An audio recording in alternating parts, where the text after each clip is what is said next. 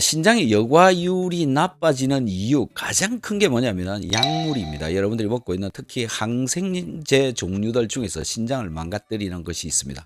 항생이라고 하는 게 뭡니까? 생명이 살아가려고 하는 것을 억누르고 못 살게 하고 반응성을 떨어뜨리고 신진 세포 대사를 줄이는 겁니다. 자, 이렇게 되면 신장, 눈 이런 데 있는 모세혈관 주변에 있는 세포들 이런 것들이 제대로 살지를 못하니까 제 기능을 못하게 되는 거죠. 그래서 신장을 가장 많이 망가뜨린다. 자, 여러분들이 먹고 있는 약물들 신장에 어떤 영향을 주고 있는지를 세세하게 살펴보아야 합니다. 신장을 나쁘게 하는 이런 약물들을 여러 개를 먹고 있다면 정말 조심을 해야 되는 것 중에 한 가지다라고 저는 생각이 되어집니다. 자, 약물과 영양제는 전혀 다른 이야기. 신장의 여가율을 개선시키는데 가장 큰 도움을 줄 수 있는 것이 저는 비타민 C다라고 생각을 합니다. 왜 그러냐면 비타민 C는 우리 몸속에서 자연 치유력, 그 다음에 자율신경계 조절하는 것, 이런 능력들을 하는데 가장 큰 도움을 주는 것이 비타민 C이기 때문에 그렇습니다. 자, 비타민 C를 잘 챙겨 먹으면 자율신경 조절 능력이 올라갑니다. 이렇게 되면 몸 전체가 밸런스 있게 돌아가게 되고 각 조직 장기가 서로 연동해서 잘 운영이 되어지게 되죠. 이러면 내 몸이 나 스스로를 고치는데 큰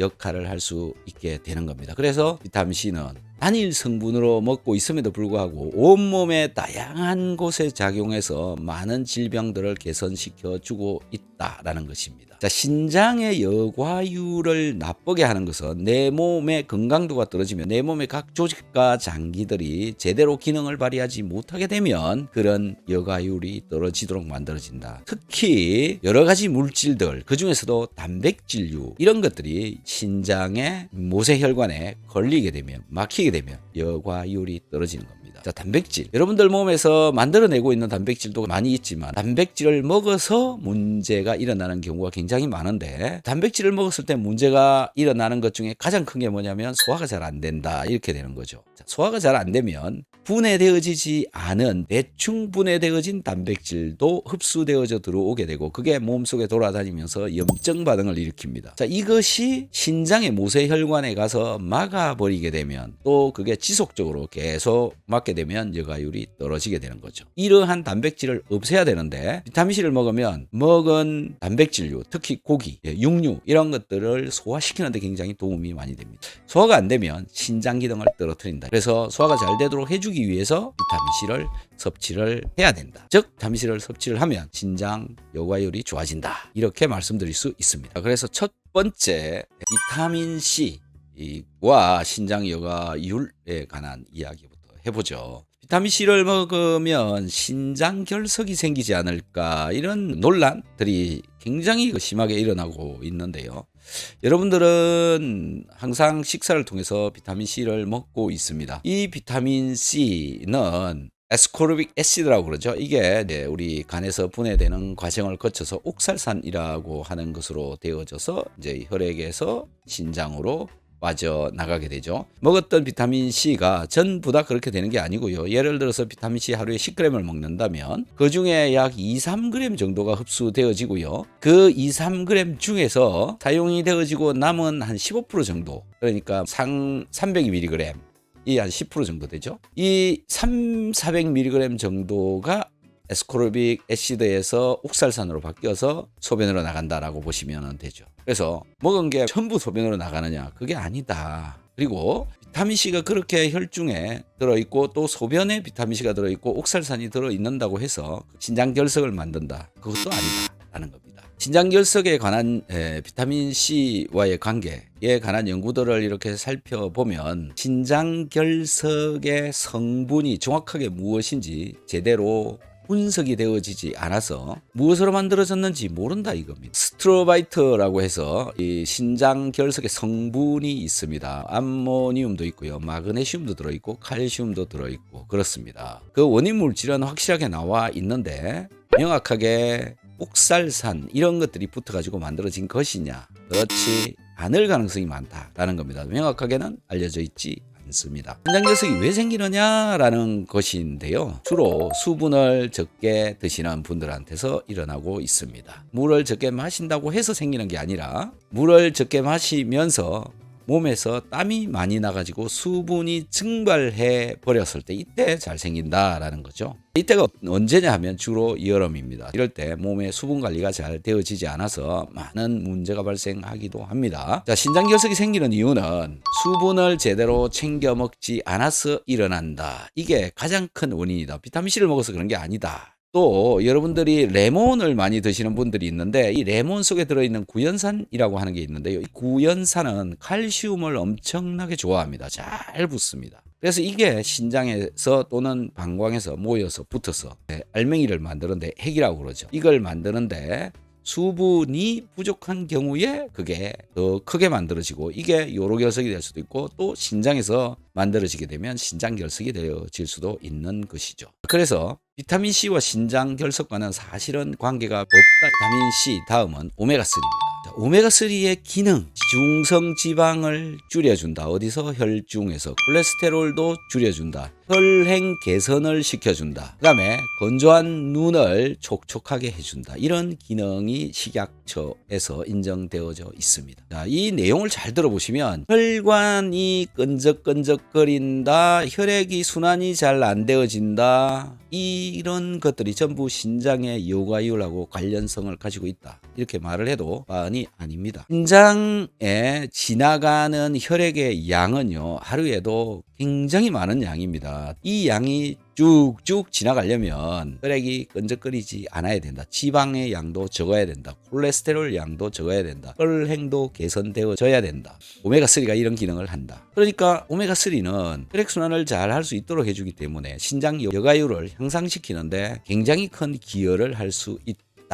혹자는 이렇게 이야기를 들을 수 있어요. 이것저것 많이 먹으면 먹은 게 신장에서 걸러야 되기 때문에 부하가 걸린다. 이렇게 되는 거죠. 자, 그러면 아무것도 안 먹는 게 가장 좋은 거잖아요. 아무것도 안 먹으면 살 수가 있습니까? 정말 말이 안 되는 이야기입니다. 물을 마셔야 살 수 있고 숨을 쉬어야 살 수 있는 것처럼 오메가3도 먹어야 내 몸에 세포의 구성 성분이 되고 세포의 질을 개선시키는 것입니다. 세포의 질, 우리 신장도 세포로 만들어져 있습니다. 신장 혈관들 세포로 만들어져 있습니다. 자, 혈관 벽을 구성을 하고 있는 것들은 단백질류나 이런 걸로 되어져 있지만 그런 것들이 살아가기 위해서는 주변에 세포가 도와주어야 살아갈 수 있다. 자, 그렇기 때문에 오메가3가 적당량 내 몸속에 있으면 세포들의 신진대사가 굉장히 잘 된다. 이렇게 되는 거고요. 뇌세포의 구성 성분 또 오메가3가 사용이 되어져 있습니다. 이렇듯 오메가3는 굉장히 중요한 분자 중에 한 가지인데 내 몸을 망가뜨리는 게 아니라 나의 신장에 있는 세포들도 그 기능을 잘 할 수 있도록 도와준다.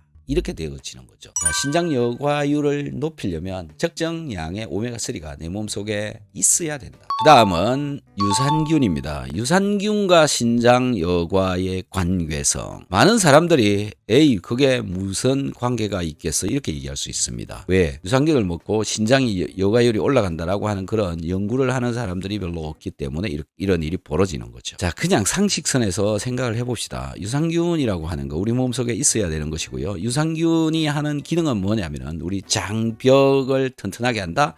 장벽에서 무슨 역할을 하냐면은 우리 장점막의 위에 유산균이 도포가 되어져 있다고 보시면 됩니다. 유산균이 이렇게 도포가 되어져 있으면 이 위에서 음식물이 이렇게 내려오면 첫 번째 유산균이 막아낸다 이겁니다.